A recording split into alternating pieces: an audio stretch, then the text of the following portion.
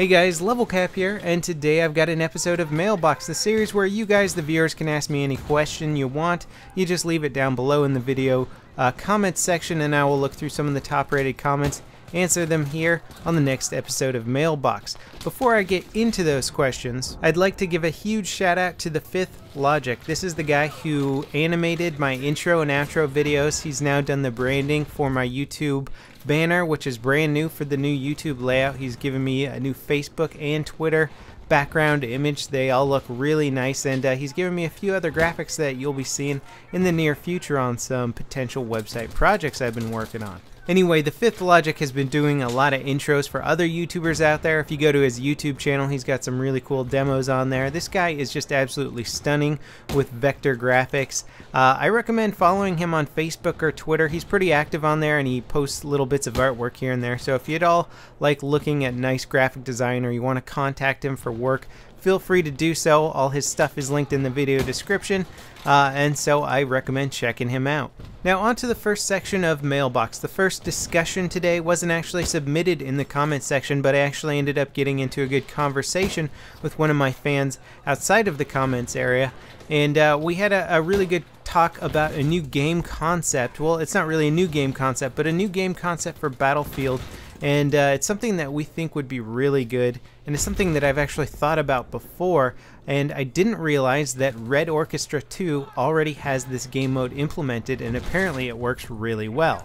This game mode works very similarly to Rush, except instead of having what would be the equivalent of 2 MCOMs, you have 4.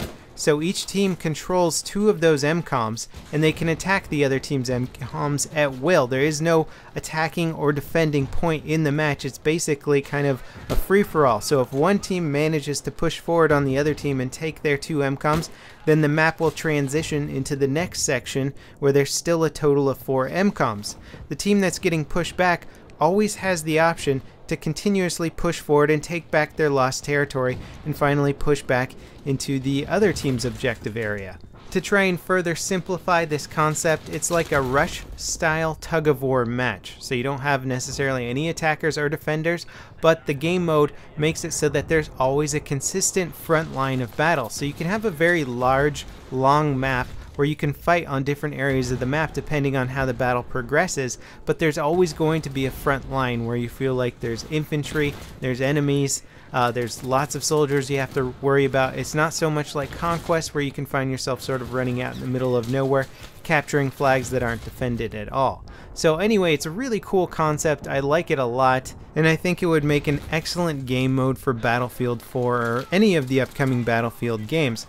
Who knows, maybe DICE is already working on a game type like this, or perhaps they might work it into an expansion. Either way, I think it would be fairly easy to do with the current setup in Battlefield, and I don't see why it wouldn't be a really fun game mode. So thanks a lot to Ryan for starting that discussion with me. The next question comes from EMG Mikey. He says, "Hey LevelCap, I was wondering, do you think EA and DICE should purchase the rights to the Star Wars Battlefront and finish the long-awaited Battlefront 3 using the Frostbite engine?" Now, I don't know how many of you guys have been following the Disney acquisition of LucasArts and everything that George Lucas has pretty much done, but they dismantled LucasArts as a company. LucasArts is no longer a thing, and with that dismantling went a few Star Wars games that were in production. One of them was Battlefront 3, or at least hyped to be Battlefront 3, and there was another cool looking Clone Wars style game coming out. They actually looked good. They leaked some video stuff of the progress of the games. They look like they're well under development, almost ready for some sort of beta, it even seemed like. They looked really good, and unfortunately it doesn't look like these games will ever be coming out. They'll ever see the light of day, and that's really unfortunate because there's a lot of people who like the Battlefront games. I thought they were pretty cool myself, and I would love to see DICE take a hack at something like that. I'm sure many people would. Of course, it's hard to say because getting the rights now to do a Star Wars themed game could be very difficult.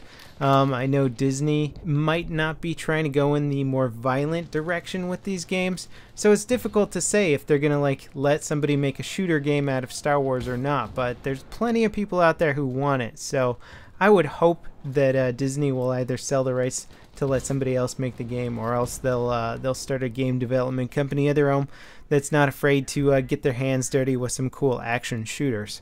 The next question comes from the real one in the back. Do you think medic class should be split up? With this I mean make a 5th class that would have the assault weapons and grenade launchers, while the medics will still have a selection of weaker guns and the ability to revive and heal people. And what you're describing is something that they tried to do in Battlefield 2, where medic was its own class, assault was its own class. Medics didn't get grenade launchers or smoke grenade launchers. They did get the defibs and med packs and all that stuff. And I think it worked out okay in Battlefield 2. I think there's definitely some more tweaking, and there's other options. I think it's pretty much unanimously agreed upon at this point that the assault class in Battlefield 3 is just too useful. You can revive people, you got the best guns in the game. It's a great class, and we've talked about it a lot on this channel, on other videos that I've done, just talking about the medic being too OP, too good. And there's a lot of things they could do. A common one that people bring up is giving medics limited revive abilities. You know, there's the issue with people constantly getting revived into fire and then just continuously revived. Rambo revives. People might be less likely to do Rambo revives or just revive as much if they only have a limit of, say, 3 charges per defibrillator. You could also make the revive mechanic take a lot longer, and also set it up so that instead of, if you want to run with a grenade launcher, you have to sacrifice your defibrillator instead of your med pack. That way you can't revive people. There's plenty of things that they could do to try and further balance the assault class, I think, before having to split it into 2 separate classes. Because although it did sort of work in Battlefield 2, in competitive play most people still played the medic class anyway. The next question comes from Dylan Wright. He says, how would you feel about Battlefield 4's multiplayer containing a small/short animation for different key aspects of multiplayer? For example, in Battlefield 3, a player can enter any vehicle almost instantly, but what if there were animations added so that you do have to wait 2 or 3 seconds before you can drive away in your tank? These animations would also occur when bailing from a vehicle. Also, how would you feel about animations for MCOM planting, therefore added more teamwork? Well, what you're describing is what other games like Halo and the original PlanetSide have actually implemented. And these animations were very cool. They actually added a lot more realism to the game. I know if you guys are Halo fans, when you get into a vehicle and you see the animation of you getting onto the vehicle and into the cockpit and the time that it takes, it really just adds a sense of realism.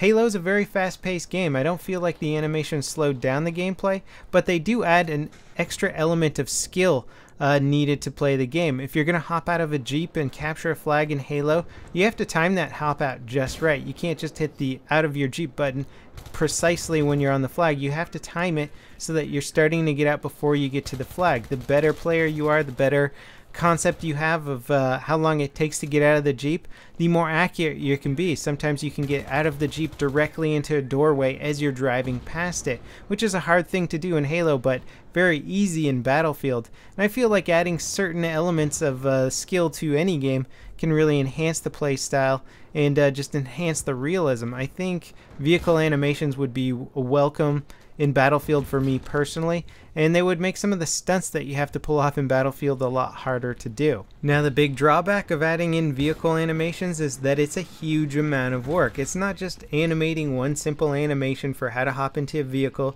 You have to figure out a dynamic system for how players are going to get into vehicles from any angle, how to have the animation not look wonky and take away from the realism, what it's going to look like if you hit get out of a vehicle while you're in midair, how the physics are going to react around that, how the hitboxes of the players are going to be affected while they're entering and exiting vehicles. There's a huge amount of variables and a lot of work that needs to go into adding vehicle animations to a game. Do I personally think it's worth it? Yes, obviously, but then again, I'm not a developer. I don't know how much time it would take to implement all these things and how much money it would cost or the complications that it would add to the dev cycle. So I would love to see things like that, but then again, it might just be asking a little bit too much. Mr. Tactical Inuit says, on a scale of 1 to 10, what did you have for breakfast, and what is the rate of fire and accuracy of throwing rocks? Can rocks be equipped with Cobra sights?